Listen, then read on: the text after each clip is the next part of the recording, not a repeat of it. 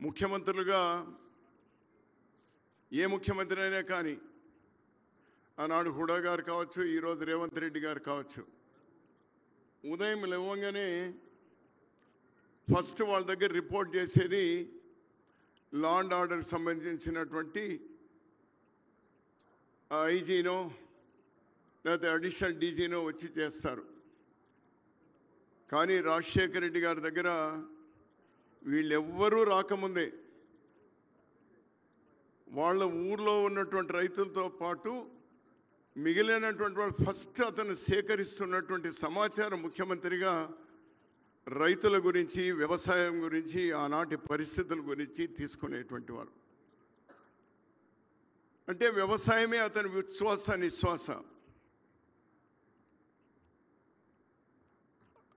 అతను డాక్టర్గా ఉన్నా, ఎమ్మెల్యేగా, ఎంపీగా, మంత్రిగా, ముఖ్యమంత్రిగా కూడా ఉన్నా వెళ్ళి అతని ఫామ్లోకి వెళ్ళాలి. అతను రైతుల పట్ల అతను ఇచ్చినటువంటి ఒక ధైర్యం మామూలుగా వింటూ ఉండేవాళ్ళం చిన్నప్పటి నుంచి, రైతే రాజు, రైతే రాజు అని. రైతే రాజైతే రైతుల పరిస్థితి ఎట్లా ఉంటుంది అని నిరూపించినటువంటి వారు డాక్టర్ వైఎస్ రాజశేఖర రెడ్డి గారు.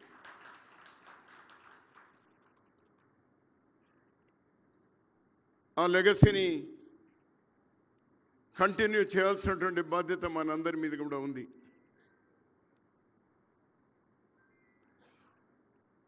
రాజశేఖర రెడ్డి గారు అన్ని విషయాలు నేను చెప్పడానికి పోను. ఈరోజు ప్రత్యేకించి కేవీపీ రామచంద్రరావు గారు మా అందరితో కూడా మాట్లాడి ఈరోజు మొదలవుతుంది రాజశేఖర రెడ్డి గారి మిత్రులైనటువంటి కేవీపీ రామచంద్రరావు గారు మరి వాళ్ళ అభిమానులు కలిపి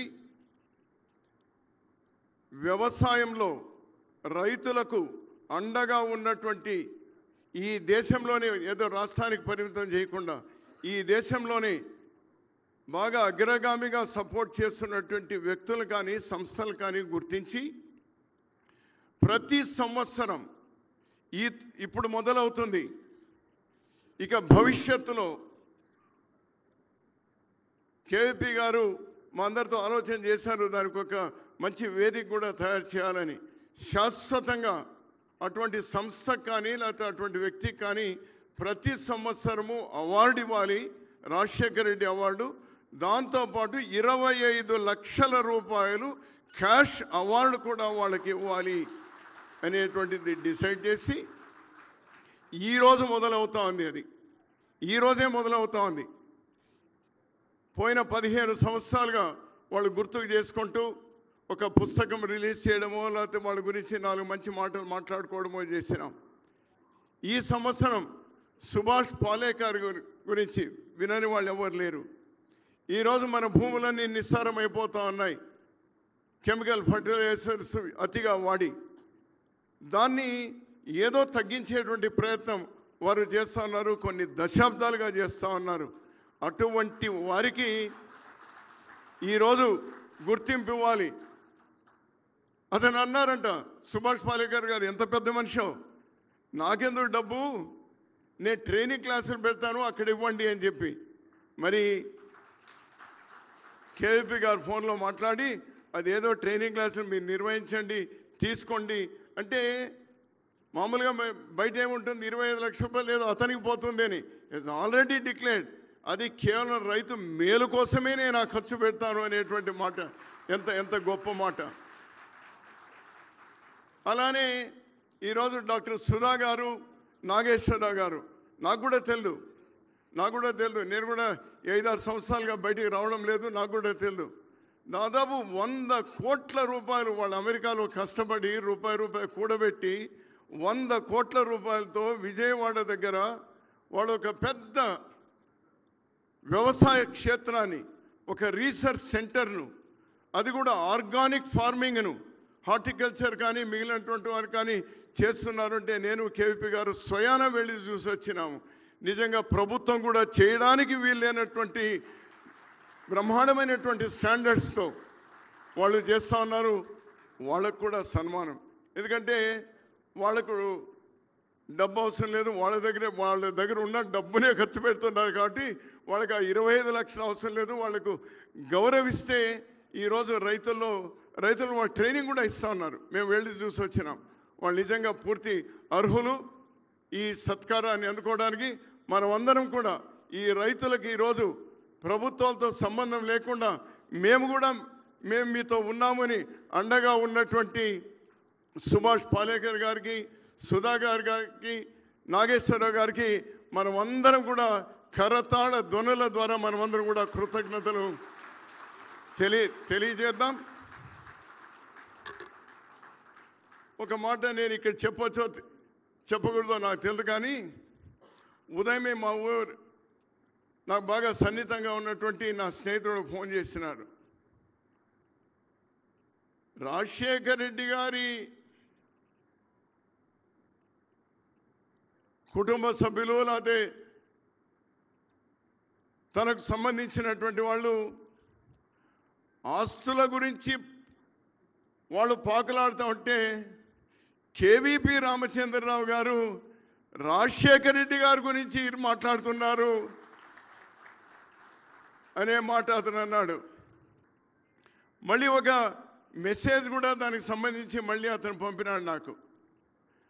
నిజంగా స్నేహం అనేటువంటిది కొడుకైనా, కూతురైనా, తల్లైనా, తండ్రి అయినా, ఎవరైనా ఆ కాటికి పోయే వరకు ఉంటుంది. కానీ కేవీపీ రామచంద్రరావు గారు స్నేహం అంటే ఎటువంటిదో, మిత్రులంటే ఎటువంటిదో ఈనాటికి కూడా చూపిస్తా ఉన్నారు.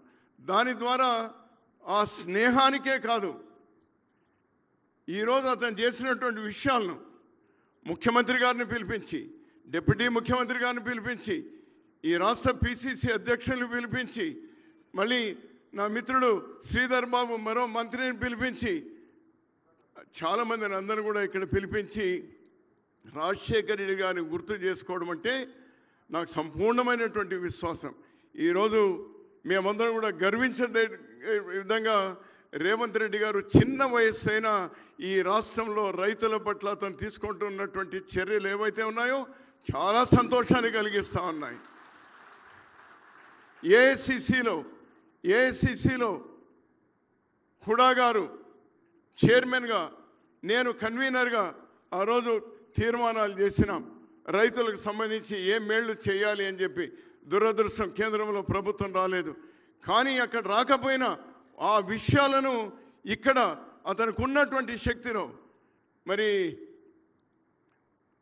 మా డిప్యూటీ చీఫ్ మినిస్టరు ఏ విధంగా దాన్ని తట్టుకోగలుగుతున్నాడో లేదో, కానీ రోషయ్య గారు అయితే మాకు ఎప్పుడు కూడా మమ్మల్ని నడిచేవాడు.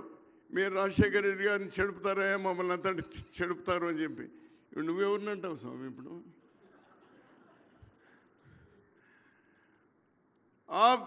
ఏవైతే తీర్మానాలు చేశామో రైతులకు మేలు కలిగేటువంటి వాటన్నిటిని కూడా క్రమంగా చేస్తూ ఈరోజు డబ్బులకు ఇబ్బంది ఉన్నా కూడా 23,000 కోట్ల రూపాయలు ప్రతి రైతుకు 2 లక్షల రూపాయల వరకు ఈరోజు అప్పులు మాఫీ చేసినటువంటి ప్రభుత్వం.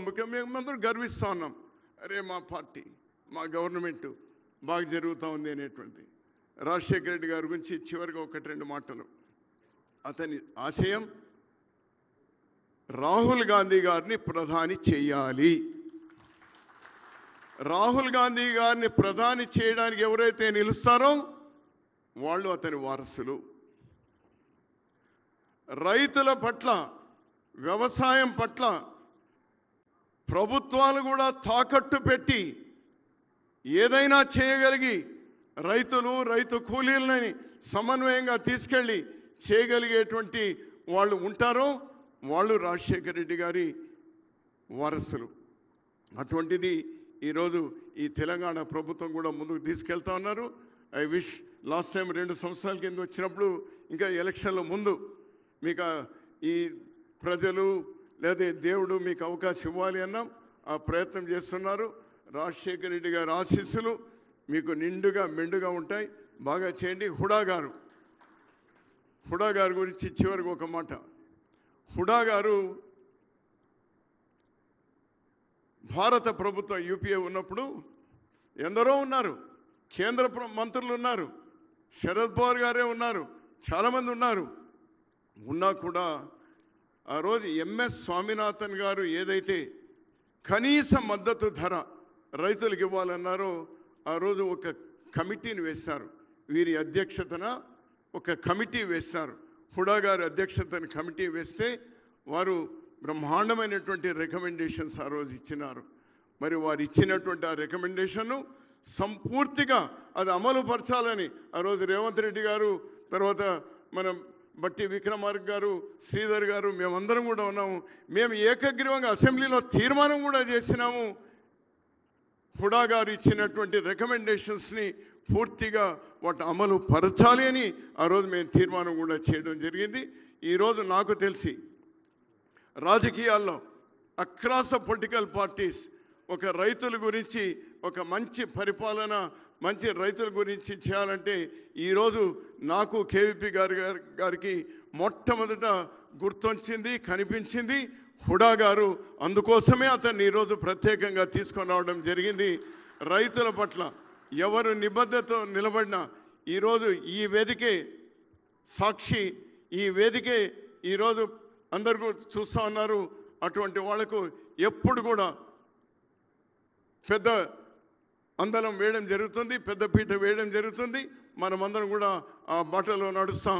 జోహార్ వైఎస్ఆర్, కొంచెం గట్టిగా జోహార్ వైఎస్ఆర్, జోహార్ వైఎస్ఆర్. నమస్కారం.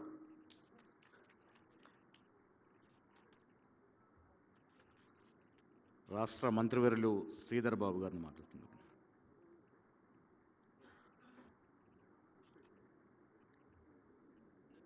అందరికీ నమస్కారం. స్వర్గీయులు మా నాయకులు డాక్టర్ వైఎస్ రాజశేఖర రెడ్డి గారి